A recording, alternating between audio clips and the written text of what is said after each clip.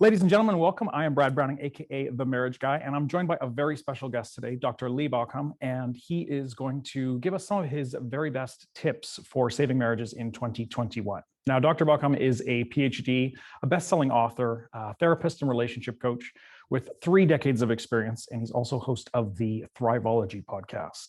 Did I get all that right, Dr. Baucom? That's a mouthful, isn't it? It is. But I mean, I could go on probably for 30 minutes on your credentials there. So maybe you want to just tell us a little bit about your background, about your expertise, and what you do with your clients. Yeah, so I got involved years ago as a therapist. And what I realized along the way, and this was back in the 80s, was I was doing more coaching than therapy. And so I did training and coaching and developed those skills and focused really on relationships. So that kind of led to my work with couples who are really kind of at the tail end, working with people who want to have a better marriage, but are holding on by their fingertips sometimes. And that's what led to some of my programs and also some of my writing. Along the way, though, it's just part of what I understood is in order to have a great relationship, you need to be thriving as an individual. And in order to thrive as an individual, you got to pay attention to the relationships. And that's kind of what led to the Thriveology part. So I've got books on thriving, books on saving the marriage, programs on those. And that kind of brings us to here. It sounds like they kind of tie together in sort of the same topic generally, relationships thriving, individuals thriving. And there are a lot of crossover points, I mean, I don't think you can have a great relationship unless you're fully showing up to the relationship, and you got to be thriving to know how to show up. So fair enough. Now, Dr. Baucom, we always hear, 50% of marriages that begin today are going to end in divorce. What's your take on that stat? Does that sound accurate to you? And if so, what percentage of that do you think might be preventable? Do you think there's a lot of marriages that end sort of prematurely before they need to? Yeah. So Brad, I mean, that's an interesting question. So statistically, it's just over half. I mean, we kind of throw that out and act like it's a coin toss. It's really not a coin toss, right? I mean, it's not just luck or happenstance that leads to successful marriages. And that's really kind of my place where I struggle. I see so many relationships that get into trouble because people don't have the knowledge base, don't have the understanding. And the bigger thing is and we can talk about this later, is they hit pause on their relationship, hit the pause button, and relationships don't do that. You don't pause relationships. And so, yes, there are a lot of relationships that don't need to end. I'm pretty sure that if both people want out, there's not a thing I'm going to say or do that's going to change that. So really, my thing is where one person is not convinced it's over, or both people are not convinced it's over. What do you do at those places? And so I think a lot of relationships that do end unnecessarily just because they didn't know how to give it a chance. They had no other solution. And what's the solution that they hear in culture? Well, just get a divorce. Everything will be okay. Totally. Now, are there some, beyond people who actually know that they want out of the marriage or think that they want out of the marriage, are there red flags that you see in people consistently that indicate that a marriage is in crisis or that it's, breaking down? Yeah. So interesting. If we step back, I talked about the pause button. Yep. That's one of the big warning signs. And it's one that a lot of people don't pay attention to, don't even see it. And so I just kind of track this forward. You meet someone, you fall in love, you get married because you want to be with this person and show them that you love them. Yep. Not long after that, you're going, okay, well, how are you showing me love, right? What am I getting out of this? Begins to be a question. The other thing that happens, though, is that all of the passion that, that desperation to be together that comes along in the early stages, it gets, I mean, thank goodness, right? Yes, exactly. Well, it is natural to some extent and to be expected to a certain degree, right? Yeah. I mean, you've got to get back to some way of living life that's not just the adrenaline based, trying to run after your spouse. And so that has to change. But what happens along the way is because it's so effortless in the beginning. If I'm madly in love with this person, I want to spend every minute with them. I want to show them all of my love. It's effortless. And then it begins to have some effort to it. So the first thing that happens as our brains readjust, and it doesn't mean you fall out of love. It just means you don't have that same drive anymore, the same adrenaline. And so that begins to lead to some breakdowns. Yeah, I did a lot of work when I was in my clinical office with people who were getting married. If they were getting married in about 6 different religious places, they were coming through my office to see me. So I saw a lot of people premarital, and it was the same delusion every time, that they felt like their love beat it. They'd already won, right? Yeah, it was going to This, work no matter what. Yeah. yeah, because they had the special kind of love that other people don't have. Right. And what they didn't calculate is that there is a normal readjustment. And so then you have to decide what you're going to do. You have to make a decision. But along the way, you have all these things coming at you. You have kids, have a career to build, have hobbies you want to chase, friends you want to be with, all these things. And so people inadvertently hit the pause button. Right. And what does that so, look? What does that look like when you say hit the pause button? In the real world, what does that actually look like? How does that manifest? Unfortunately, I mean, I wish it were that there's this button you go, oh, yeah. I'm hitting pause, because then we would have known we did it. Yep. What it means is you go, oh, okay, time to be a parent. Once the kids go to school, or it starts off once the kids are out of diapers, once the kids are in school, once the kids are out of school, once the kids are on their own, once the kids are, it goes on and on. Once we get through the grandkids, we'll get back to us, right? Or the career, once I get to this certain level, and it's always one level beyond where you are. Sure, and keep getting pushed back and back. Yeah, because we got still such to do. And so the idea that people have is, once life settles down, we'll get back to us, and we'll go do the fun things. And so what happens is one of two possibilities. One possibility is they get to that point. They finally go, okay, time for us. And they look at each other and go, well, who are you? Because, we lost track of each other decades ago. Totally. Or the other one is that the pain of disconnection, we miscalculate how painful it is to be disconnected to somebody we should be connected to. Right. Okay. And so often, one person is getting that connection somewhere else, kids, friends, job, affairs, wherever they're getting the connection, right? And so they are not feeling it as painfully, but somebody goes, wait, this hurts. I'm in pain.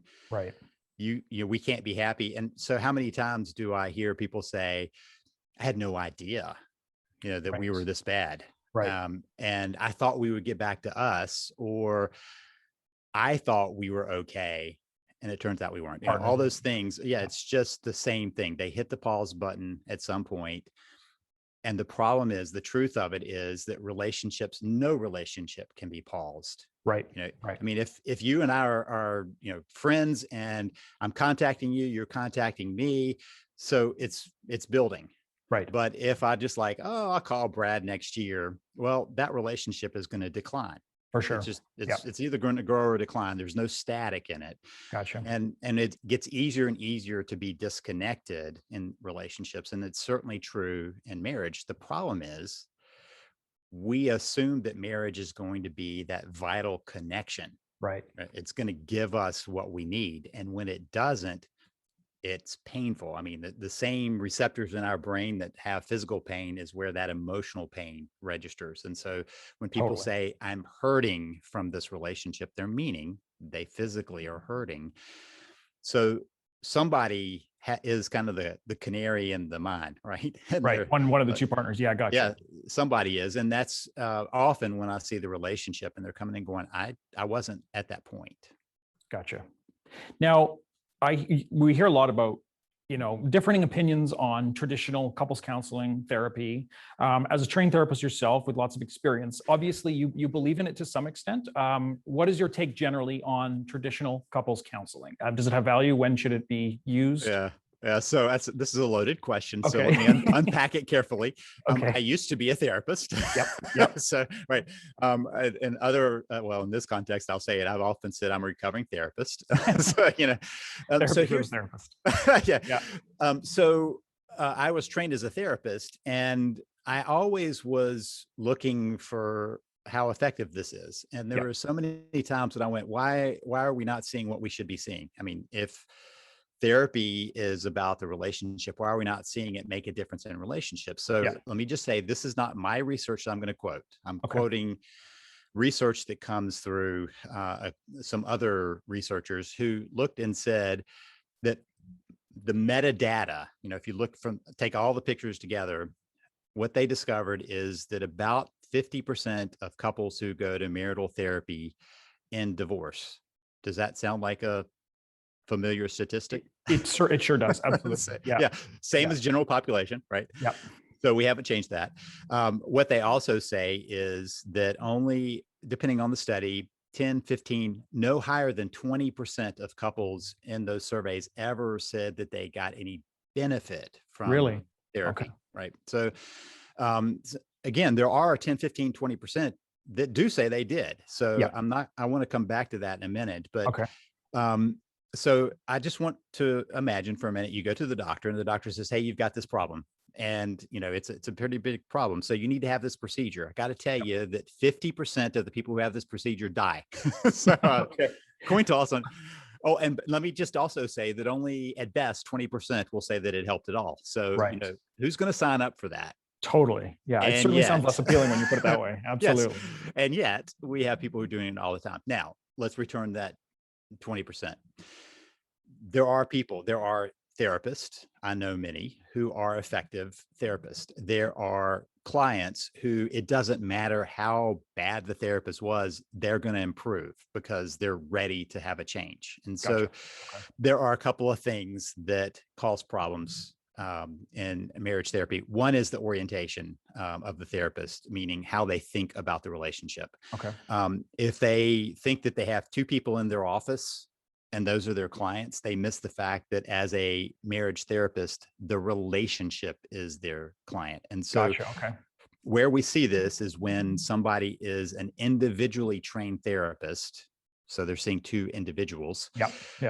And they're trying to do marital work where they're coming in as a unit, right? So that's a problem. Another theoretical problem is a lot of therapists have been taught that they have to be objective. Right. Okay.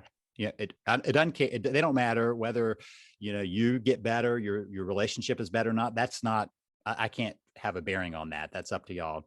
And, to me, back to the doctor analogy, I break my arm, I come in and my arm's hanging in half to the doctor's office and the doctor looks and says, yep, it's broken. So I don't know. I mean, we can go either way. You want to fix it or you want to just let it dangle there? Yeah. I mean, that's, I don't want an objective viewpoint. They're like, okay, let's fix this. Right. And so that's an orientation issue for the therapist. Are they there pro relationship? If the relationship can't be fixed, okay, that's one thing. But many times I hear stories where someone will go in and it's like 5 minutes in and the therapist says, well, it looks like we need to take y'all apart.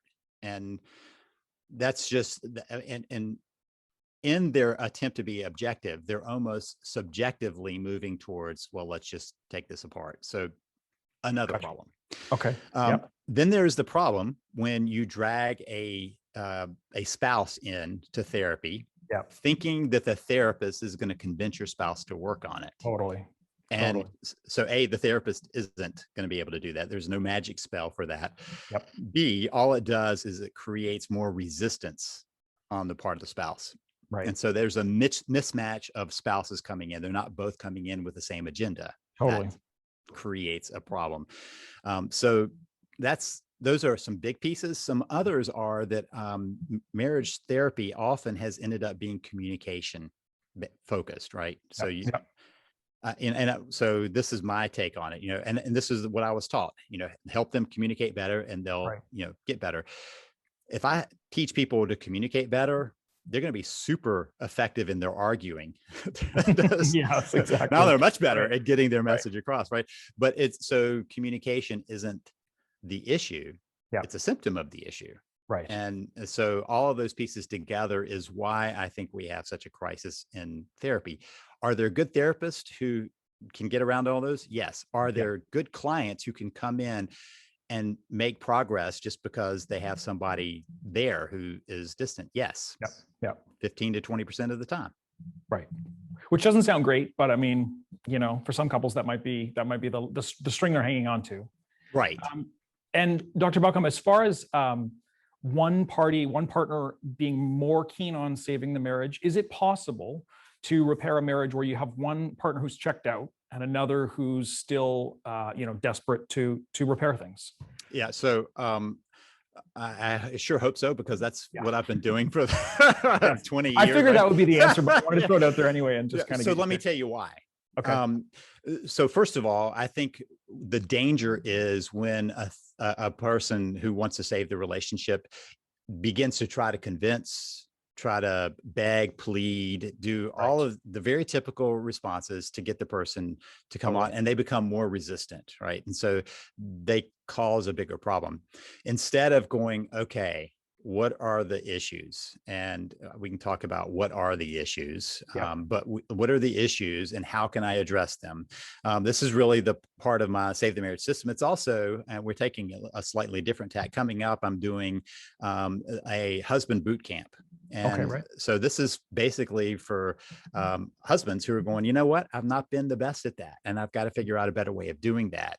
Okay. And that's whether it's the relationship really is in trouble or they want to keep it from getting in trouble. And that's one person saying, how do I need to change? Not just like, who do I need to be? Like, what does my spouse want me to be? But how do I really need to be changed Personally. Yeah. to be a better person? Right. Yeah. And so we're working on that in that program. But my theory is that's, you remember algebra? I mean, I hate to take us back to math, because I do, balancing out the two sides of the equation and all balance that. the equation, right? Yep. So what happens if you change one side of the equation? The other one changes accordingly. You had to change the other side, right? Yep. And so that's what this is. Can you Right. change some things on this side that will affect the other side? Another way to think of it is in a dance. If I change my dance steps, it's possible that my partner is going to continue dancing the old dance, but many times we'll adjust to the new dance steps. That makes perfect sense. Now, Dr. Baucom, I know you talk a little bit about something you call the 3 C's in your work. Can you tell us a little about the 3 C's and how they apply to saving a marriage and rescuing relationships? Yeah. So the 3 C's.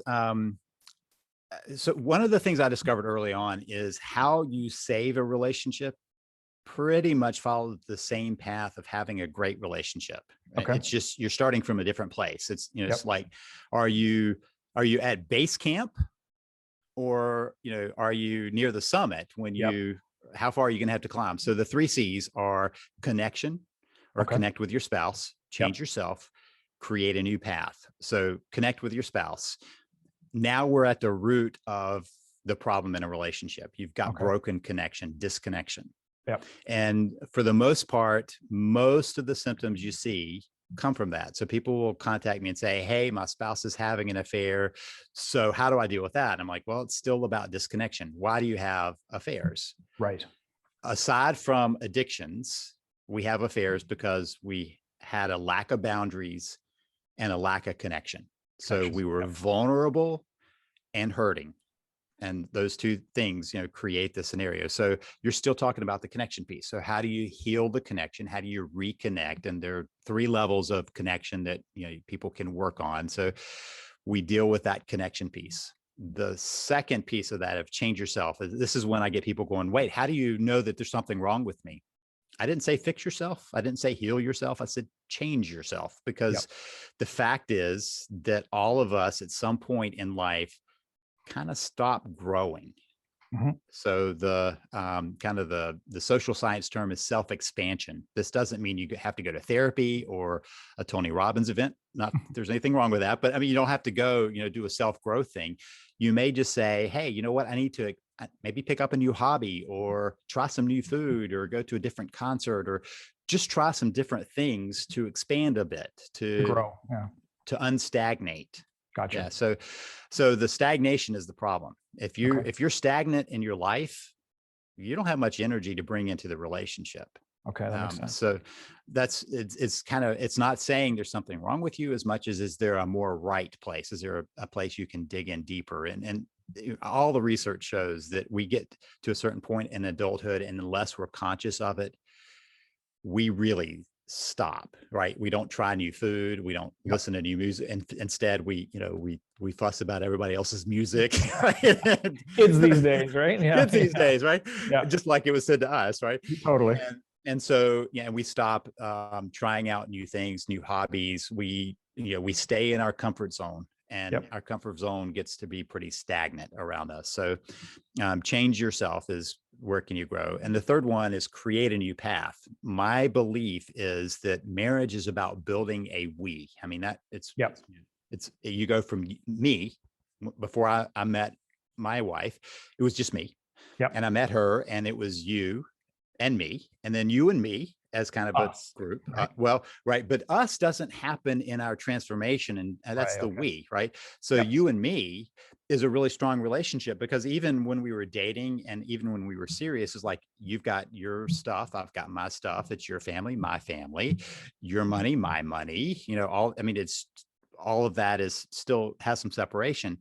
And then we have this choice when we get married to try to stay that way, unless you know that what you're trying to build is a sense that we are the new thing, right? It's The us, new you it's and me. we, Yeah. right? Yeah.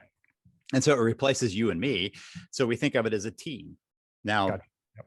using a sports analogy, which is always dangerous, a team has the job of winning, so making it through life, that requires both people to show up the best way they can.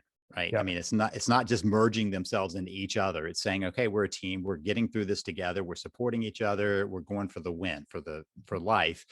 And so we got to play our best to do that. And one of the worst ways to be on a team is to fight with your teammate rather than, Totally. taking on your opponent. Right. So we're in this together. We're a team. How are we going to move forward?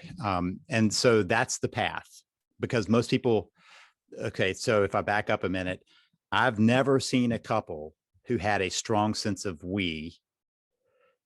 Not that I didn't see them in therapy, because they sometimes hit difficulties in life where they just needed to figure out how to do it together, but I've never seen them end a relationship. Right. When I've seen them end a relationship, they often didn't even know that was the goal. They didn't know that's what they were trying to get to. So if you don't know that's what you're trying to get to, you don't get to it. Yep. And so they go from you and me, they get married, and then slowly it becomes you versus me. Right. And so in that intimate relationship where you can't agree on anything, and if you win, I lose, and all of those constructs start getting in the way unless you know that you're trying to pivot to we. Perfect. That makes total sense. Another question I have for you. I find a lot of the people that come to me that are struggling with their relationships, they want to know, what can I do today to start turning the ship around? So is there anything that you would suggest to somebody who recognizes that they're struggling in their marriage, that it's on the rocks, that they can start to change about themselves to make a difference in their marriage starting, tonight? So you've already kind of touched on the beginning point of that, which is that they said, what can I do? Not recognizing that you have a role to play. Let's call it responsibility, right? Right. Okay. Yeah. I love that term. Jack Canfield has used it so expertly to say that responsibility is two words: responsibility. I have the ability to respond, right?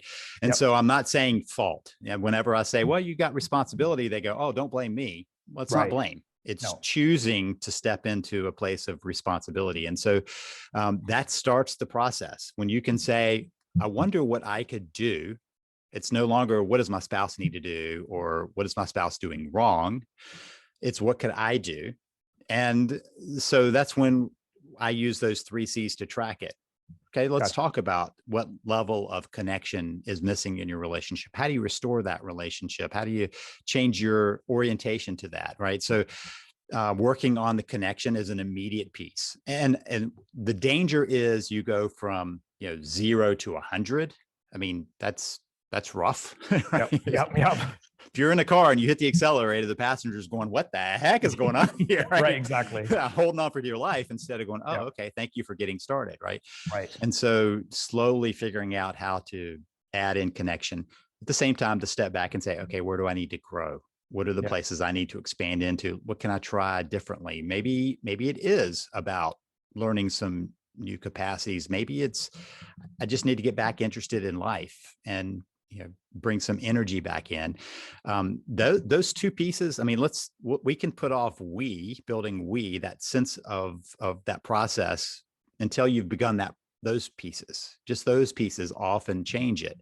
I'm a big fan of the whole love language piece. Gary Chapman has this elegant idea that just is so easy for people to grasp, because a lot of times, along the way, you've been trying to show love from your own language, right, which sounds like gibberish to your spouse because you're not speaking. And so sometimes it's not that you were not being loving, you were just speaking differently. The wrong language. Wrong language. And those are some easy concepts to kind of figure out and adjust in how you connect. Right. And so I think that if you start thinking about where's the connection missing, what ways did we connect earlier? Right. I mean, you had to at some point. Presumably on your honeymoon, you were connected at least, right? Yeah. And probably before that. Yeah, hopefully. Yeah. And so there are lots of different levels. And a lot of times when I talk about, connection, people are like, oh, well, they won't, be intimate with me. Well, I mean, let's step back a little bit and let's build towards that. What about emotional intimacy? What about spiritual intimacy? Sharing what's important to you, what your goals, your hopes, your dreams are, those levels. And then we can talk about physical, but there's a lot more to that. Like, can you hold hands and rub each other's back or rub their back, or, other little steps along the way. And you're looking for not micro adjustments, but little steps. Yep. Which steps. Add up over time, I assume, to create, hopefully, the relationship that you're looking for. Yeah. I mean, if you've been at 0, anything is going to start feeding that. But a lot of times it's not at 0, right? I mean, it's just so reduced that it feels like, oh, we become roommates. And totally. Then you can add some pieces in because, and this is the thing that most people miss. We are so wired for connection as humans that we're hungry for that connection. Totally. And so if it starts coming our way, it's like, I've been hungry and there's a buffet, right? I mean, let's load up that plate. And so a lot of people think, oh, I'm going to be rejected. And sometimes you go, your spouse might be going, what is that about? Because you haven't touched my back in months, or you haven't told me about your day in months, or asked me about my day in months, or told me about your dreams in months. Or, I mean, there is a little bit of that getting it started. It's like, inertia. You start that and you build up some momentum and suddenly it's rolling. Excellent. And speaking of rolling, where can people find more about what you do and learn more about your best-selling Save the Marriage System? Where can they go? So I did mention the husband boot camp, which that sounds really interesting. Yeah, so that's opening up pretty soon, and so what we're doing right now is just kind of getting people to tell us they're interested in being a part of that. Right now, we're giving got a special offer for people who go ahead and say, "Hey, I want to be on your wait list." It's not a commitment to be in the program, but you can go to thehusbandbootcamp.com. And thehusbandbootcamp.com will give you a place to just give us your email, and then you'll see the special offer. It's on that page. You can sign up and just be notified about that. My program, savethemarriage.com.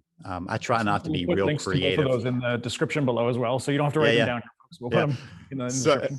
I'm not super creative with my URLs because I want you to know, this is what it makes sense though. It works. Yeah, totally. Yeah.